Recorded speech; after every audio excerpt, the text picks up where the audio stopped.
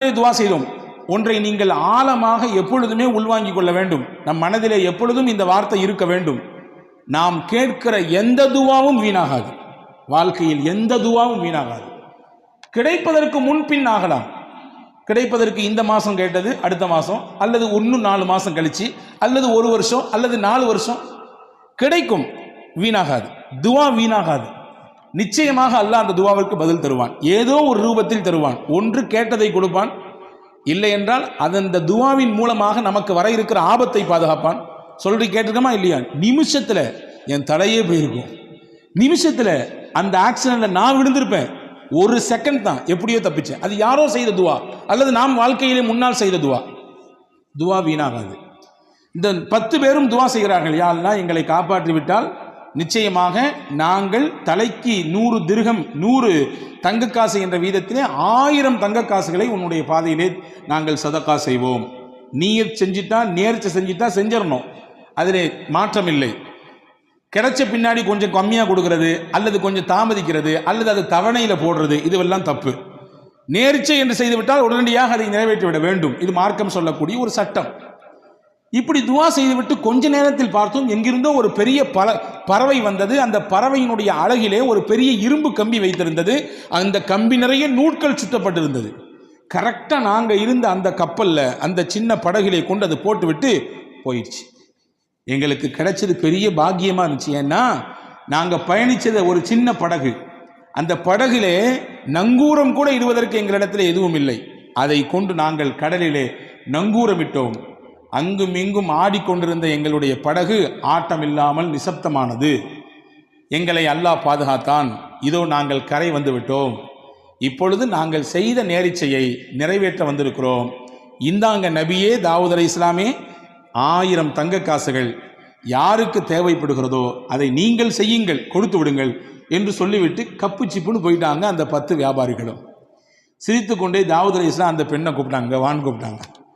நீ தானே கொஞ்ச நேரத்துக்கு முன்னாடி வந்து அரப்புக்க வாலிமுன் அம் ஆதிலுன், உங்களுடைய ரப்பு அநியாயக்காரனா நீதவானா என்று நீங்கள் தானே கேட்டீர்கள்? ஆமா, நான் தான் கேட்டேன். அல்லாஹ் உன்கிட்ட இருக்கக்கூடிய இந்த நூல் கண்டையும் இந்த இரும்பையும் தூக்கி விட்டு அல்லாஹ் உனக்கு என்ன கொடுக்க நாடிருக்கான் தெரியுமா? இந்த 1000 தங்க காசை கொடுக்க நாடி இருக்கிறான். இந்த 1000 தங்கத்தை உனக்கு தரத்தான், இந்த 1000 ரூபாயை உனக்கு தரத்தான் அல்லாஹ் அதை எடுத்தான். இந்த வச்சுக்கோ, இதுக்கு தகுதியான ஆள் நீதான். நீதே இதை பயன்படுத்து, உன் பிள்ளைகளுக்கு கொண்டு போய் இதை கொடு, உணவு வாங்கி கொடு, உங்களுடைய வாழ்க்கைக்கு தேவையானதை இதை வைத்து பயன்படுத்திக் கொள் என்று தாவூத் அலைஹிஸ்ஸலாம் அந்த பெண்ணிடத்திலே சொல்லி அனுப்பியதாக ஒரு வரலாற்று செய்தி இருக்கிறது. அன்பு சகோதரர்களே, எந்த காலகட்டத்திலும் இதுதான் மூமியின் நம்பிக்கை. எந்த ஒரு நெருக்கடியான நிலை வந்த பொழுதிலும் கூட நாம் மனம் தளர்ந்து விடக்கூடாது. உறுதியான எண்ணத்தோடு அல்லாஹ் இருக்கிறான் என்ற நினைப்போடு நாம் பயணிக்க வேண்டும் என்பதை தான் இஸ்லாம் அழகாக நமக்கு கற்றுத்தருகிறது. ரசூலுல்லாஹி ஸல்லல்லாஹு அலைஹி வஸல்லம் சொல்வார்கள், அஜபன் லி அம்ரில் மூமின், ஒரு மூமினுடைய விஷயம் எல்லாமே ஆச்சரியமாக இருக்கிறது.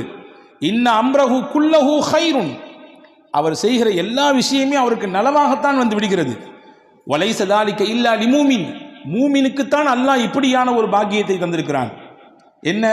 இன் அசாபத்துஹு சர்ராஉ ஃபஷக்கர ஃபகான கைரன் லா, அந்த மனிதனுக்கு ஏதாவது ஒரு சந்தோஷமான நிகழ்ச்சி நடந்தால், மகிழ்ச்சிகரமான செய்தி நடந்தால் அல்லாஹ் அவருக்கு சுக்ரியா செய்கிறார், நன்றி செலுத்துகிறார். யா அல்லாஹ், நான் நினைத்ததை போன்று என்னுடைய வியாபாரம் போய் கொண்டிருக்கிறது, லாபகரமான நிலை, நல்ல ஒரு முன்னேற்றம், நான் நினைத்தது போன்று உண்டான குடும்ப அமைப்பு, நான் நினைத்ததை போன்று உண்டான என்னுடைய பிள்ளைகளுடைய எதிர்கால திட்டமிடல் எல்லாம் சிறப்பாக போயிட்டு இருக்கு. யா அல்லாஹ், உனக்கே எல்லா புகழும், நன்றி. அல்லாஹ்வின் தூதர் சொன்னார்கள், ஃபகான கைரன் லா, அவருக்கு சந்தோஷம், உடனே நன்றி செலுத்தினார். அல்லாஹ் அவருக்கு அதை நன்மையாக மாற்றுகிறான். வைன் அஸாபத்துஹு லர்ரா, அவருக்கு ஏதாவது ஒரு தீங்கு ஏற்பட்டு விட்டால், கவலை ஏற்பட்டு விட்டால், மனதால் ஏதாவது துவண்டு விடக்கூடிய விஷயங்கள் நடந்து விட்டால், ஃபஸபர, அதிலே பொறுமையாக இருக்கிறார். எல்லாம் அல்லாஹ்வுடைய நாட்டம் என்று பொறுமை காக்கிறார். ஃபகான கைரன் லா, அந்த பொறுமை காக்கக்கூடிய விஷயமும் அவருக்கு நன்மையாக மாறுகிறது என்று நபிகள் பெருமானார் ஸல்லல்லாஹு அலைஹி வஸல்லம் அவர்கள் சொல்லித்தரக்கூடிய விஷயத்தை நாம் பார்க்கிறோம். எனவே அன்பர்களே, இன்னைக்கு கவலையினுடைய உச்சகட்டத்திலே மனிதர்கள் வாழ்வதை பார்க்கிறோம். WHO என்று சொல்லக்கூடிய வேர்ல்டு ஹெல்த் ஆர்கனைசேஷன் அது சொல்லுகிறது, உலகத்தில் எது பெரிய நோயாக எது இருக்கிறது? இதய சம்பந்தப்பட்ட நோயா, அல்லது புற்றுநோயா, அல்லது வேற ஏதாவது ஸ்ட்ரோக் மாதிரி உண்டான விஷயமா கிடையாது. ஸ்ட்ரெஸ் தான் பெரிய நோய், கவலை தான் பெரிய நோய். கவலை தான் எல்லா நோய்களுக்கும் மூலதனம் என்று சொல்கிறது. சிறுவர்களிலிருந்து பெரியவர்கள் வரை கவலையினால் பாதிக்கப்படுவதை பார்க்கிறோம். அப்படிப்பட்ட கவலையில் இருக்கக்கூடியவர்களுக்கு மாணவி ஸல்லல்லாஹு அலைஹி வஸல்லம் எந்த மாதிரியான போதனைகளை தந்திருக்கிறார்கள் என்பதை நாம் கவனிக்க வேண்டும். எனவே கவலை ஒரு மனிதனுக்கு உச்சகட்டமாக கூட கூட நல்ல நிலையில் இருப்பவரும் கூட சில நேரங்களிலே கொஞ்சம் தடுமாறி விடுகிறார் இல்லையா? பெரும் பெரும் பிரபலங்கள், பெரிய பெரிய துறை சார்ந்த வல்லுநர்கள், பெரிய பட்டதாரிகள், அவர்கள் கூட கடைசியிலே தனக்கு ஏற்படக்கூடிய இறுக்கத்தினாலே தன் வாழ்க்கையே முடிக்கக்கூடிய எல்லைக்கு போய் நிற்கிறார்கள். ஆனால் மார்க்கம் அதற்கு ஒருபொழுதும் அனுபவிக்கவே இல்லை. அல்லாஹ் அல் குர்ஆனிலே அழகாக சொன்னான். இந்த வசனங்கள் எல்லாம் நம்முடைய உள்ளத்திலே எழுதி வைக்கப்பட வேண்டிய வசனங்கள். وَلَنَبْلُوَنَّكُمْ بِشَيْءٍ مِّنَ الْخَوْفِ وَالْجُوعِ وَنَقْصٍ مِّنَ الْأَمْوَالِ وَالْأَنفُسِ وَالثَّمَرَاتِ உங்களை நாம் சோதிப்போம். எப்படி எல்லாம் சோதிப்போம்? மினல் ஹவுஃப், பயத்தை தருவோம். வல்ஜூ, பசியை கொடுப்போம்.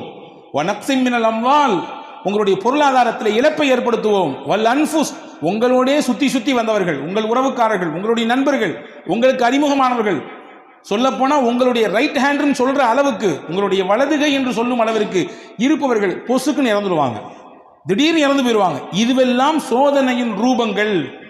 சொல்லிட்டு அல்லாஹ் சொல்றான், ஃபபஷ்ஷிரி ஸாபிரீன், யார் இதிலெல்லாம் அல்லாஹ் நம்மோடு இருக்கிறான் என்று பொறுமையோடு இருக்கிறார்களோ அவர்களுக்கு சுபசோபனம் சொல்லுங்கள் நபியே என்று அல்லாஹ் அல் குர்ஆனிலே நபிகள் பெருமானா ஸல்லல்லாஹு அலைஹி வஸல்லம் மூலமாக நமக்கு சொல்லித் தருகிறான். அன்பு சகோதரர்களே, இதுதான் நமக்கான ஒரு உற்சாக பானம். அதில் சையதத்துனா உம்மு சுலைம் ரலியல்லாஹு தஆலா அன்ஹா, சையதுனா அபூ தல்ஹா ரலியல்லாஹு தஆலா அன்ஹு, ரெண்டு சஹாபா, ஒரு சஹாபி ஒரு சஹாபிய பெண்மணி. அபூ தல்ஹா கணவர், உம்மு சுலைம் மனைவி, பேர் பெற்ற பெண்மணி. இவரும் சாதாரணப்பட்ட சஹாபி அல்ல, வரலாற்று சிறப்புக்க புகழ்பெற்ற சஹாபி இவர். ரெண்டு பேருமே நல்ல ஒரு முன்மாதிரியான தம்பதிகள். இவர்களுக்கு அல்லாஹ் ஒரு குழந்தையை கொடுத்தான். குழந்தை பிறந்து வளர்ந்து கொண்டிருக்கிறது.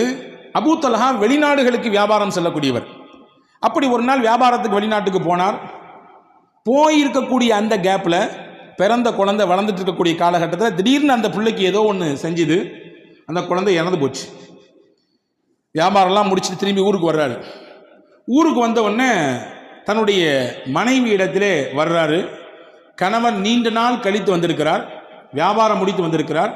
எடுத்த உடனே அவர்கிட்ட சோக செய்தியை சொல்லி அவருடைய அந்த மைண்டை அப்செட் பண்ண வேண்டாம் என்று நினைத்த உம்மு சுலைம் ரலியல்லாஹு தஆலா அன்ஹா கணவனுக்கு சிறப்பான முறையிலே உணவு ஏற்பாடு செய்து விருந்தோம்பல் செய்தார். செய்து முடித்துவிட்டு அன்றைய பொழுது தன்னை முழுவதுமாக சிறப்பாக அலங்கரித்து கொண்டு அன்றைய தினம் தன்னுடைய கணவனோடு இல்லறத்திலே இணைந்தார். இணைந்ததற்கு பிறகு ஒரு அழகான ஒரு கேள்வியை எடுத்து வைக்கிறார் மனைவி உம்மு சுலைம் ரலியல்லாஹு தஆலா அன்ஹா.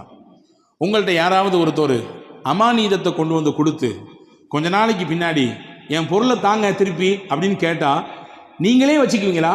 கேட்டவர் கேட்ட ஒன்று எடுத்து கொடுத்துருவீங்களா? என்னம்மா இது கேள்வி? அமானீதம் சொல்லி கொடுத்துட்டா உரியவங்க வந்து கேட்டால் கொடுக்கத்தானே செய்யணும். கொடுக்க மாட்டான், இது என்னோடது, நீங்கள் உங்களை யாருன்னு எனக்கு தெரியாது என்று சொன்னால் இது மோசடி அல்லவா? இது அநியாயம் இல்லையா? அக்கிரமம் இல்லையா? இதானே சரி? ஆமாம், இதான் சரி.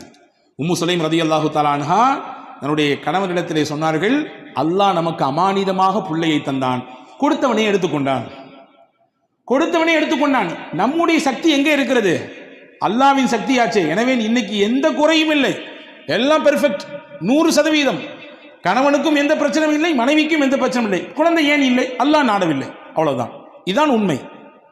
எனவே நாம் புரியக்கூடாது நம் சக்தியின் மூலமாகத்தான் பிள்ளை, நம்முடைய ஆற்றல், நமக்கு இருக்கிறது ஆண்மை. இல்லை இல்லை இல்லை, கிடையவே கிடையாது.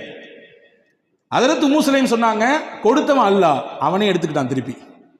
அபூ தல்ஹா ஆடி போய் விட்டார். மறுநாள் காலில் போய் அழுதுகிட்டே கண் கலங்கிட்டே ரசூலுல்லாஹ்ட்ட போனார். யா ரசூலல்லாஹ், செய்தியை கேட்டீங்களா? வெளியூருக்கு போயிட்டு வர்றதுக்குள்ள புள்ள இறந்து போச்சு.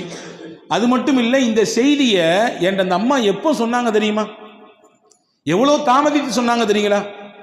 எனக்கு வருத்தம் தானே இது என்று ஹஜ்ரத் அபூ தல்ஹா ரலியல்லாஹு அன்ஹு ரசூலுல்லாஹ்விடத்திலே சொன்ன பொழுது ரசூலுல்லாஹ் அழகாக ஒரு துவா செய்தார்கள். பாருங்கள், நபியினுடைய துவாவுக்குரிய சக்தியை பாருங்கள். அல்லாஹ் நமக்கு எடுத்த விஷயத்திலே நாம் கொஞ்சம் பொறுமையாக இருந்தால் தரக்கூடிய பிரதிபலன் நம்மை ஆச்சரியப்படுத்தும். நம்மை அப்படி மெய்சிலிருக்க வைக்கும். ரசூலுல்லாஹ் அழகா ஒரு துவா செஞ்சான், பாரக்கல்லாஹு ஃபீ காபிரி லைலத்திக்குமா, அல்லாஹ் நீங்கள் நேற்று இரவிலே இணைந்தீர்களே அந்த இணைப்பிலே அல்லாஹ் பரக்கத் செய்வானாங்க. நீங்கள் இரவு நேற்று நீங்கள் கணவன் மனைவி இணைந்தீர்கள் அந்த இணைப்பில் அல்லாஹ் பரக்கத் செய்வானாக. அல்லாஹ் பரக்கத் செய்தான். அழகான ஒரு குழந்தை பிறந்தது. அந்த குழந்தைக்கு ஹஸரத் ரசூலுல்லாஹ் தான் பேர் வச்சாங்க, அப்துல்லான்னு. வரலாற்று எழுதுகிறார்கள், அந்த அப்துல்லாவுக்கு பிறந்த எல்லா பிள்ளைகளுமே சீதேவியாக வாழ்ந்தாங்க. பெரிய கல்வியாளர்களாக, குரானிலே மிகப்பெரிய தேர்ச்சி பெற்றவர்களாக, ஞானவான்களாக, மிகப்பெரிய செல்வாக்கு மிக்கவர்களாக அவர்கள் வாழ்ந்தார்கள் என்பதாக வரலாற்று குறிப்புகள் இருக்கிறது. அப்போ அல்லாஹ் ஒரு விஷயத்தை எடுக்கிறான்னா நம்ம கலங்கக்கூடாது, நம்பிக்கை இழந்துடக்கூடாதுங்கிறத ரப்புல் ஆலமீன் அல்லாஹு தாலா எவ்வளவு அழகாக நமக்கு எடுத்து வைக்கிறான். அதாவது சையதத்துனா ஆயிஷா ரலியல்லாஹு தஆலா அன்ஹா வரலாற்றில் நீங்கள் தெரிந்து கொள்ள வேண்டிய முக்கியமான செய்தி இது. திருக்குரானிலே நூர் என்ற ஒரு அத்தியாயம் இருக்கிறது. நிச்சயமாக நாமும் படிக்க வேண்டும், வீட்டிலே இருக்கக்கூடிய பெண்களுக்கெல்லாம் படிப்பிக்க வேண்டும். அற்புதமான அத்தியாயம். அதில் சையதுனா உமர் ரலியல்லாஹு அன்ஹு சொன்னார்கள், அல்லிமூ நிசாக்கும் சூரத்தன் நூர், உங்கள் வீட்டிலே இருக்கக்கூடிய பெண்களுக்கெல்லாம் சூரா நூரை சொல்லிக் கொடுங்கன்னா. பெண்களுக்கு தேவையான அத்தனை விஷயங்களையும் அல்லாஹ் சொல்லுகிறான். எங்க ஹஜரத் ஓதுறதே பெருசா இருக்குது, எங்கிட்டு போய் அதுலேருந்து படிச்சு கொடுக்குறது, அதுலேருந்து இல்லை கருத்தை எப்படி உள்வாங்கிக் கொள்வது, அவ்வளவு செய்திகள் இருக்குது. சின்ன சூறா தான். ஒவ்வொரு வீட்டிலும் இருக்கக்கூடிய பெண்கள் வாசிக்க வேண்டிய, பெண்கள் உள்வாங்கக்கூடிய, பெண்கள் தங்கள் வாழ்க்கையில் செயல் வடிவம் கொடுக்க வேண்டிய விஷயங்களை அல்லாஹ் அதிலே பதிவு செய்கிறான். அதிலே முக்கியமான ஒரு செய்தி இருக்கிறது. இஃப்கா ஆயிஷா என்று சொல்வார்கள். அல்லாஹு தாலா அதில் சையதுனா முஹம்மது ரசூலுல்லாஹி ஸல்லல்லாஹு அலைஹி வஸல்லம் துணைவியார் விஷயத்திலே ஏற்பட்ட ஒரு அவதூறு, அந்த அவதூறை களைவதற்காக வேண்டி அல்லாஹ் ஒரு 10 வசனத்தை தந்தான். என்ன அவதூறு நான் பலமுறை உங்களுக்கு சொல்லியிருக்கிறேன், ஞாபகம் இருக்கலாம். நான் ஒரு கோடு மட்டும் போட்டு காட்டுகிறேன். போருக்கு போய் திரும்பி வரக்கூடிய நேரத்தில் எல்லாரும் போய்விட்டார்கள். ஹஜ்ரத் ஆயிஷா அம்மாவட்டும் சுய தேவையை முடிச்சுட்டு வர்றதுக்குள்ளார எல்லாரும் காலி. கடைசியில் எல்லாத்தையும் பார்க்கறதுக்காக நியமிக்கப்பட்டவர், ஏதாவது தவறவிடப்பட்டதா என்பதை பார்ப்பதற்கு நியமிக்கப்பட்ட சஃப்வான் மட்டும்தான் இருந்தார். ரசூலுல்லாஹி ஸல்லல்லாஹு அலைஹி வஸல்லம் அன்பு தோழர் சஹாபி ரலியல்லாஹு அன்ஹு. இவங்க ஆயிஷா அம்மாவை கண்டு ரசூலுல்லாஹ்வுடைய துணைவியார் என்பதை உறுதி செய்து தான் வந்த ஒட்டகையை அமர்த்தி வைத்து அதில் மேலே ஆயிஷா அம்மாவை உட்கார வச்சு கீழே பிடிச்சிட்டு நடந்து வந்தாங்க. ஒட்டகத்தினுடைய கயிறை பிடித்து கொண்டு நடந்து வந்தார்கள். மதீனாவுக்குள்ள என்ட்ரி ஆகும்போது முனாஃபிக்கின்கள்லாம் லட்டு சாப்பிட்ற மாதிரி இருந்துச்சு இந்த நிகழ்ச்சி, அல்வா சாப்பிட்ற மாதிரி. என்ன, எல்லாரும் போயாச்சு, முகமது ரசூலுல்லாஹ்வுடைய துணைவியார் மேலே உட்கார்ந்துருக்காங்க, கீழே வர்றது ஒரு அன்னி ஆண் சஃப்வான். இதை அப்படி முடிச்சு போட்டு, பொதுவாகவே தானே இயல்பு தானே, நல்ல விஷயம் ஸ்லோவாக போகும், அதே கெட்ட விஷயம் அப்படி தாறுமாறாக பரவும் இல்லையா, தீயா பரவும். இப்படி தீயாக பரவியது மதீனா முழுக்க. நாயகத்தின் துணைவியார் அன்னை ஆயிஷாவையும் ஹஜ்ரத் சய்யிதுனா சஃப்வான் ரலியல்லாஹுவையும் இணைத்து தப்பு தப்பாக பேச்சு. அல்லாஹ் இந்த நிகழ்ச்சி நீண்ட பட்டியல். அல்லாஹ் இதில் யாரெல்லாம் பங்கெடுத்தார்களோ அவர்களுக்கெல்லாம் உலகத்திலும் சோதனையை கொடுத்தான், ஆகிரத்திலும் நிச்சயமாக அதற்கான வேதனை உண்டு என்று குர்ஆனிலே சொன்னான். இந்த நிகழ்ச்சிக்கு அல்லாஹ் பாடம் சொன்னான். அல்லாஹ் பாடம் சொன்னான், இது இல்லை, ஆயிஷா அம்மா மீது எந்த குற்றமும் கிடையாது, அவங்க பத்தினி, 10 மாத்து தங்கம், அவர்கள் ஒரு தூசு கூட அவர்கள் மீது படவில்லை, அவ்வளவு தூய்மையானவங்க. ஏன்னா தூய்மையானவர்களாக இருப்பதினாலே தான் நாயகத்திற்கு அல்லாஹ் துணைவியாக தேர்வு செய்தான், நாயகத்திற்கு மனைவியாக அல்லாஹ் தேர்வு செய்தான். அல்லாஹ்வால் தேர்வு செய்யப்பட்ட முடிவு அது. எனவே அவர்கள் 100% தூய்மையானவர்கள் அப்படிங்கிறத அல்லாஹ் குர்ஆனிலே 10 வசனங்களை கொடுத்து சொன்னான். இதில் என்ன செய்தினா, இந்த வசனங்களை துவங்கும் போது அல்லாஹ் துவங்குறான் பாருங்க. இன்னல்லதீன ஜாஊ பில் இஃப்கி உஸ்பத்தும் மின்கும் லா தஹ்ஸபூஹு ஷர்ரல் லக்கும் பல் ஹுவ கைருல் லக்கும்.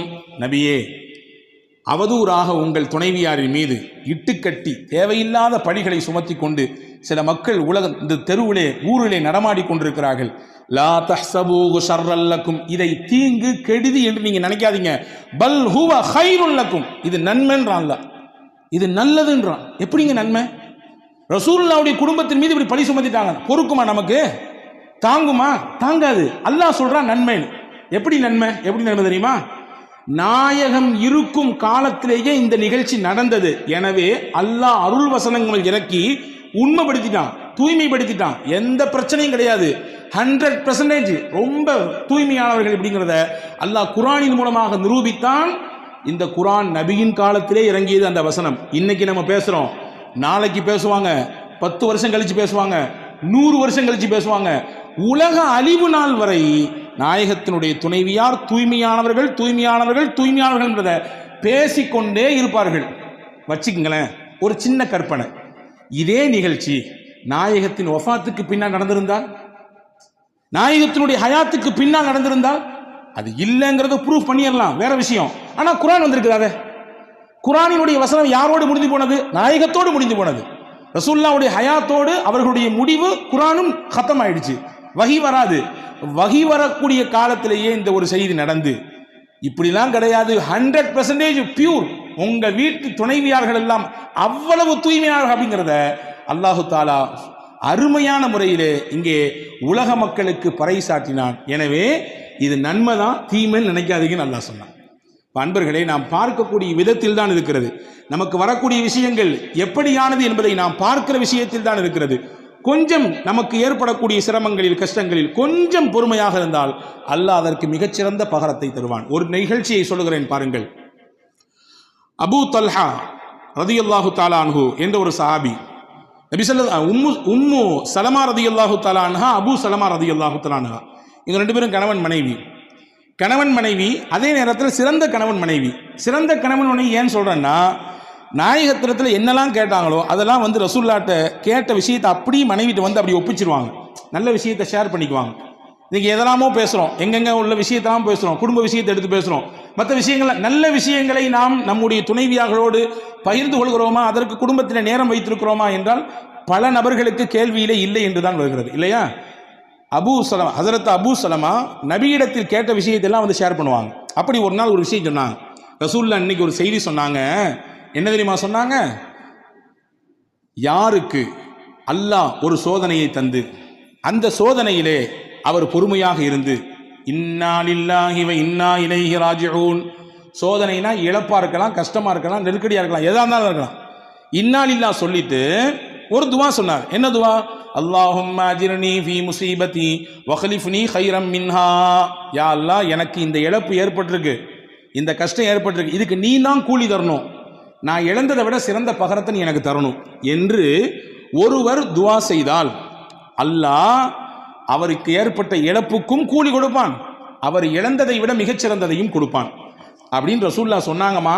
அப்படின்னு சொல்லி ஹஸரத் அபூ சலமா உம்மு சலமா ரலியல்லாஹு இடத்திலே சொல்லி கொடுத்தாங்க. இது ஒரு செய்தி. கொஞ்ச நாள் கழிஞ்சது, உஹது யுத்தத்துக்கு போனாங்க அபூ சலமா. அவருக்கு ஒரு சின்ன காயம் பட்டுச்சு, திரும்பி வந்தாங்க, அந்த காயமே பெருசாகி கடைசியில் அதுவே மௌத்துல போய் விட்டுடுச்சு, இறந்துட்டாங்க. அப்படி ஒரு அந்யுன்யம். அவர்களின் வரலாற்றை நீங்கள் வாசித்தால் கண்ணீர் தொட்டு தான் பக்கங்களை திருப்ப வேண்டும். ஒரு குடும்பமே சேர்ந்து இந்த மார்க்கத்திற்காக தியாகம் செய்த ஒப்பற்ற குடும்பத்திற்கு சொந்தக்காரர்கள், கணவன் மனைவி சின்ன புள்ள, அவ்வளவு சிறப்பான ஒரு வரலாற்றுக்கு சொந்தக்கார பெண்மணி. கணவன் இறந்துட்டாங்க, தன்னந்தனியா மதீனா நிற்கிறாங்க, குடும்பம் கிடையாது, உறவு கிடையாது, யாரும் இல்லை. இப்போ அந்த அம்மாவுக்கு வரக்கூடிய சிந்தனை, தான் கணவன் சொல்லி கொடுத்த அந்த ஹதீஸ் ஞாபகத்துக்கு வந்துச்சு. ஞாபகத்துக்கு வந்தவுடனே அந்த அம்மா அந்த ஹதீஸை அதை ஞாபகப்படுத்தி மறுபடியும் இன்னா லில்லாஹ் சொல்லிட்டு, அல்லாஹும்ம அஜிர்னி ஃபீ முஸீபதி வக்லிஃப்னி கைரம் மின்ஹா இந்த துவா ஓதிட்டு சொன்னாங்க, ஐயு ரஜுலி கைரும் மின் அபீ சலமா, அபூ சலமா எனக்கு அப்படி ஒரு கணவர், அவரை மாதிரி உண்டா? அவர் இப்போ நான் இழந்துட்டேன், அவருக்கு நிகராக அல்லது அவரை விட சிறந்தவராக எப்படி யார் எனக்கு கணவராக வர முடியும் என்ற ஒரு ஆற்றாமையில் அந்த அம்மா வெளிப்படுத்தினாங்க. அந்த வார்த்தையை வரலாற்றில் எழுதுறாங்க. அந்த அம்மா சொல்லிட்டு சொன்னாங்களாம், என்றாலும் ரசூலுல்லாஹ் சொல்லியிருக்காங்க, அதில் 100 இல்லை 1000 லட்சம் அர்த்தம் இருக்கும், நான் அல்லாஹ்வுக்காண்டி பொறுமையாகிறேன். அப்படியே வரலாற்றின் பக்கங்களுக்குள்ளே போனால் கொஞ்ச நாளைக்கு பின்னாடி ஹஸரத் அபூபக்கர் ரலியல்லாஹு பொண்ணு கேட்டாங்க. அபூ சலமா உம்மு சலமாவை மாட்டேன்ட்டாங்க. உமர் ரலியல்லாஹு பொண்ணு கேட்டாங்க, மாட்டேன்ட்டாங்க. கொஞ்ச நாள் கழிச்சு ரசூலுல்லாஹ்வே வந்து பொண்ணு கேட்டாங்க, உங்களை நான் நிக்கா செய்ய ஆசைப்படுறேன், நிக்கா செஞ்சுக்கிட்டாங்க. அன்பு சகோதரர்களே, அந்த அம்மா சொன்ன அந்த வார்த்தைக்கு அல்லாஹ் நிச்சயமாக நம்மை கைவிட மாட்டான், சிறந்த பகரத்தை தருவான். இழப்பு தான், ஈடு செய்ய முடியாத இழப்பு தான், கஷ்டம்தான், பொறுத்து கொள்ள முடியாத கஷ்டம்தான், என்றாலும் ரசூலின் வார்த்தைக்கு நான் முக்கியத்துவம் கொடுக்கிறேன், நிச்சயமாக நான் பொறுமையாக இருக்கிறேன் என்று சொன்னதற்கு அல்லாஹ் கொடுத்த கூலி நபியவே கணவனாக அல்லாஹ் மாற்றி கொடுத்தான். இப்போ நபியை விட உலகத்திலே சிறந்தவர் உண்டா? அபூ சலமாவை விட மிஞ்சியவராச்சே பெருமானா ஸல்லல்லாஹு அலைஹி வஸல்லம். எனவே வாழ்க்கையில் தன்னம்பிக்கை ஒருபொழுதும் இழந்துவிடக்கூடாது. சிரமங்கள் கஷ்டங்கள் வருகிற சமயத்தில் எப்படி ஒரு மனிதன் அதை கையாள வேண்டும், எப்படி தன்னுடைய வாழ்க்கைக்கு அதை அடுத்த கட்டத்துக்கு நகர்த்தி செல்ல வேண்டும், மொத்தமாக மனதால் துவண்டு எதையெல்லாமோ கற்பனை பண்ணிட்டு இப்படிலாம் நடந்துருமா அப்படி இப்படிலாம் நடந்துருமா என்று யோசித்து கடைசியில் இருக்கிற வாழ்க்கையை நாம் சூனியமாக்கி கொள்ளக்கூடாது என்பதை மார்க்கம் அழகாக சொல்லித் தருகிறது. ஒரு 10 வயது சிறுவன் நடந்த உண்மை சம்பவம். அந்த சிறுவனுக்கு உடலிலே ஒரு பாதிப்பு. தாய் அழைத்து கொண்டு போகிறார். மருத்துவரிடத்தில் போய் எல்லாம் விசாரிச்சா கடைசியில் மருத்துவர் சொல்லியிருக்காங்க, புள்ள புற்றுநோயால் பாதிக்கப்பட்டிருக்காரு. அந்த அம்மாவால் தாங்க முடியல. எப்படி தாங்க முடியும்? 10 வயசு குழந்தைக்கு இப்படி ஒரு பிரச்சனைன்னா. பையன் வெளியே வந்தவனை கேட்டான், என்னம்மா எனக்கு பிரச்சனைன்னு. அம்மா சொல்லிச்சு, ஒன்றும் இல்லைடா தம்பி, உன் உடம்புல கொஞ்சம் பூச்சி இருக்காம்மா, வேற ஒன்றும் இல்லை அப்படின்னு சொல்லிச்சு. அந்த பையனுக்கு ஒரு இயற்கை பழக்கம் இருந்துச்சான், வீடியோ கேம் விளையாடுவான், எதையாவது ஷூட் பண்ணிக்கிட்டே இருப்பான். 6 மாதம் எந்த பிரச்சனையும் இல்லை. 6 மாதம் கழிச்சு மறுபடியும் ஹாஸ்பிட்டலுக்கு வர்றான்.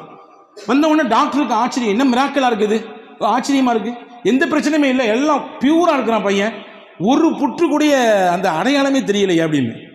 அவள் வெளியே வந்தோன்னு அம்மா கேட்டுச்சான், என்னடா தம்பி செஞ்ச நீ அப்படின்னு. நீ தான் சொன்னாலம்மா என் உடம்புல வந்து பூச்சி இருக்குன்னு.